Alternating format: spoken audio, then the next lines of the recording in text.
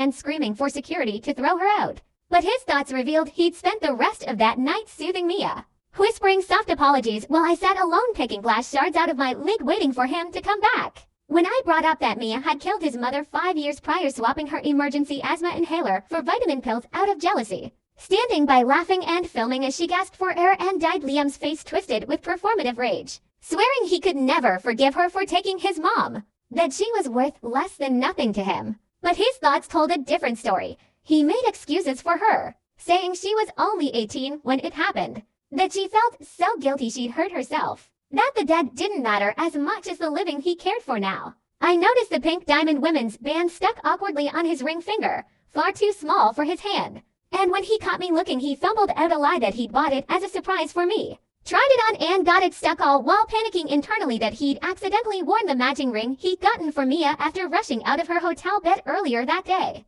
lying to me about an urgent work call so he could see her. His phone rang minutes later, and he lied again that there was a funding emergency at the office. But his thoughts screamed that Mia's morning sickness was getting worse, that she was carrying his first child, a baby I could never give him after I'd taken a blow for him in college that left me unable to conceive all the promises he'd made that we didn't need kids, that a life with just the two of us was enough, melted into empty lies. Instead of calling off the wedding immediately, I sent Mia an invitation, telling her to come watch her man make vows to me. On our wedding day, all our friends and family gushed about how perfect Liam was, how loyal and devoted he'd always been, how lucky I was to marry him. I spotted the faint concealer on his neck covering soft love marks left by someone else just as Mia burst through the banquet hall doors in a tight red dress, slipping a crumpled note into Liam's sleeve before security dragged her out. Liam made an excuse to run upstairs to change his suit, his thoughts racing that Mia was waiting for him in room 8012. That he could sneak away for a few quick minutes of private time before the ceremony.